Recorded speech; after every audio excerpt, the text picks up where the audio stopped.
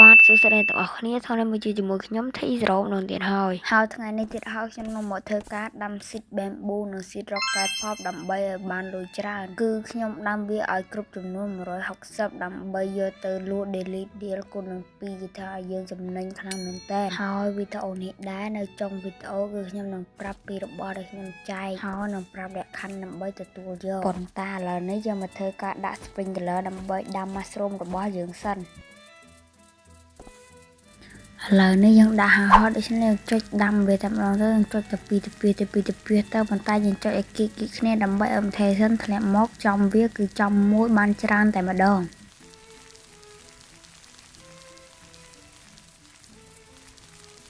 ហើយយើងក៏បានចុចដាំ seed rocket pop នេះផងដែរ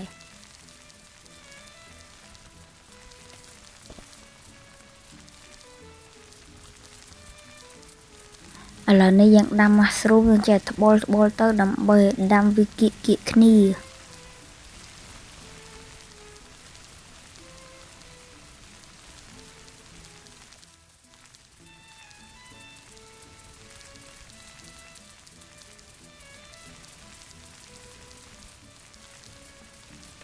គឺថានៅពេលនេះយើងបានដាំពួកវារួចរាល់អស់ហើយយើងក៏ទទួលបាន mushroom ធំមួយផងដែរហើយកន្លែងនេះខ្ញុំមករៀបចំរបស់ដែលខ្ញុំត្រូវចែកសัตว์គឺខ្ញុំចែកសัตว์ monkey ហើយ gear គឺខ្ញុំចែក super sprinkler ចំនួន2 super watering can ចំនួន5ហើយ acid វិញគឺ dragon print និង moon balloon ហើយគឺខ្ញុំបានប្រាប់ពីរបស់ដែលខ្ញុំត្រូវចែកទៅហើយប៉ុន្តែឥឡូវខ្ញុំមិនដឹងធ្វើអ្វីទេគឺខ្ញុំនឹងចាំដើម្បីឲ្យ mushroom និង rocket pop របស់យើងឡើងធំនៅពេលដែលវាឡើងធំលូតលាស់ពេញអស់ហើយខ្ញុំនឹងមក review ប្រាប់អ្នកទាំងអស់គ្នាហើយកន្លែងនេះខ្ញុំក៏បានមកឆែក seed ដើម្បីថាមាន seed ល្អឬក៏អត់ហើយខ្ញុំភ្លេចប្រាប់អ្នកទាំងអស់គ្នាថានៅពេលដែលយើងប្រមូលវារួចរាល់ហើយយើងមកមើលកន្លែងព្រីសនេះបើ mushroom យើងបានគុណ4ចាំយើងយកមកលក់ប៉ុន្តែឥឡូវនេះ mushroom របស់យើងមិនទាន់បានគុណ4នោះទេទោះបើបានគុណ4ក៏យើងមិនទាន់បានប្រមូលនោះដែរហើយចំពោះអ្នកដែលសុំខ្ញុំចូល gear គឺខ្ញុំមិនដឹងធ្វើយ៉ាងម៉េចទេព្រោះខ្ញុំនៅ gear គេដែរទេ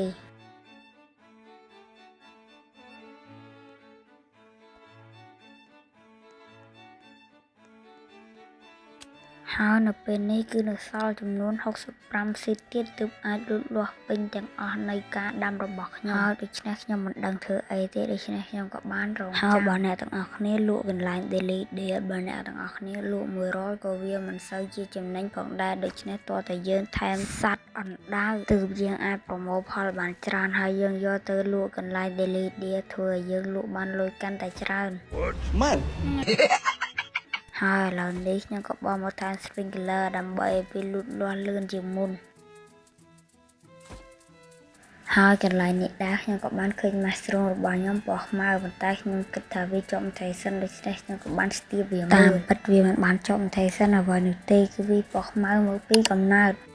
គឺថាឥឡូវនេះយើងខ្វះតែ40 seed ជាងទៀតតែប៉ុណ្ណោះផ្លែឈើរបស់យើងគឺអាចគ្រប់ពេញវ័យទាំងអស់បានហើយដូច្នេះយើងចេះតែរងចាំវាបន្តិចទៀតទៅ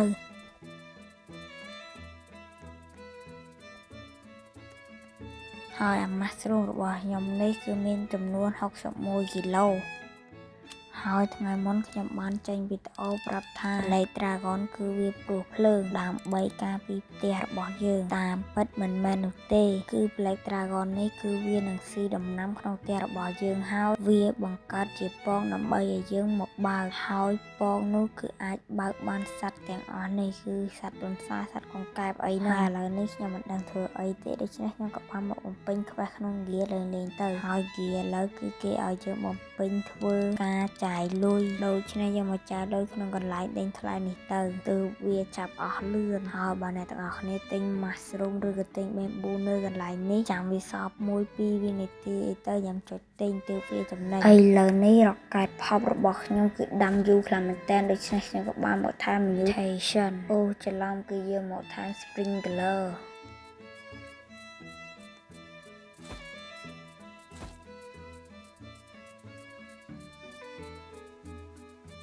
ឥឡូវនេះគឺយើងមិនដឹងថែមអ្វីទៀតនោះទេគឺយើងយកទឹកធម្មតានេះដើម្បីយកមកស្រោចតែម្ដងទៅ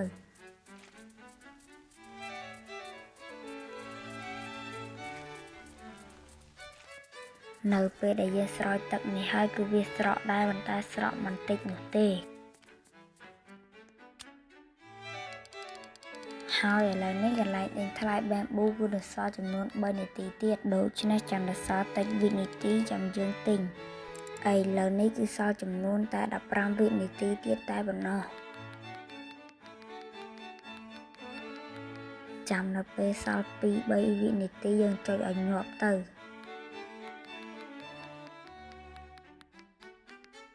នេះគឺខ្ញុំទិញហើយចំណាយតែ 300k ជាងតែប៉ុណ្ណោះហើយឥឡូវនេះ mushroom របស់ខ្ញុំក៏មាន 1.3k ផងដែរហើយឥឡូវនេះខ្ញុំមិនដឹងធ្វើអ្វីទៀតទេគឺខ្ញុំនឹងរងចាំឲ្យវាដុះលូតលាស់ពេញបាទគឺថាឥឡូវនេះគឺវាដុះលូតលាស់ពេញផងដែរហើយឥឡូវនេះគឺមាន gold moon ផងដែរហើយដើមបែមប៊ូធំរបស់យើងក៏បានជាប់ gold moon ផងដែរប៉ុន្តែ gold moon fake គឺដំបូងខ្ញុំចាញ់បោកវាខ្ញុំឃើញដើមដូចមាសតាមពិតមិនមែនទេវាបោកយើងទេកុំជឿអីចាំមើលបន្តិចទៀតនៅពេលចប់ gold moon គឺវានឹងបាត់អាពណ៌មាសនៅដើម mushroom នោះហើយនេះគឺថាឥឡូវនេះគឺបានបាត់ហើយឥឡូវនេះខ្ញុំមកធ្វើការរៀបរបស់ដែលខ្ញុំត្រូវចែកឲ្យសិនហើយនៅខ្វះ Dragon Bread និង Moon Bloom មួយទៀតហើយខ្ញុំប្រាប់ពីរបៀបយករបស់ទាំងនេះតែម្ដងទៅរបៀបយករបស់ទាំងនេះគឺគ្រាន់តែអ្នកទាំងអស់គ្នាចូលមក comment ក្នុងវីដេអូនេះ